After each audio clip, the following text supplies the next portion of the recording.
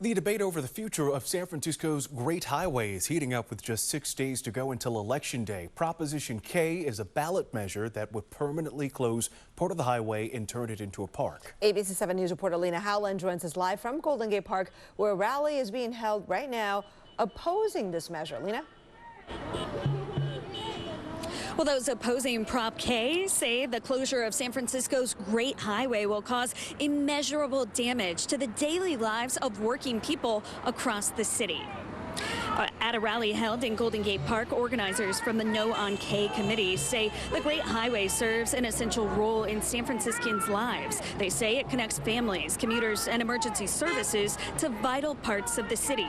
The author of the ballot argument in the San Francisco Voter Guide tells us that closing the highway would create severe traffic issues, more congestion spilling out onto neighborhood streets, and lower emergency response times. It's going to actually increase the potential for pedestrian accidents, for bike and for car accidents by moving that volume of cars, which is almost 20,000 per day, into the neighborhoods. And those streets are not built for that volume of cars. It has no relation at all to pollution. There's still going to be the same number of cars that are there.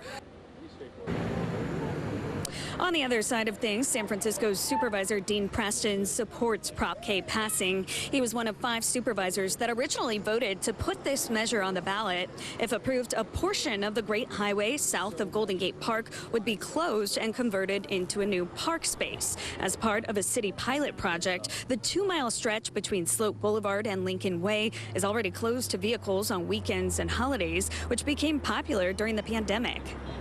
It will certainly change people's route for driving, and I understand that kind of change can be hard, but also as a city, we're trying to figure out ways to decrease car volume and then to look at how we can move folks through other underutilized roads. But, you know, the idea of that being an incredible oceanside park instead of really an outdated highway, it just makes a lot of sense.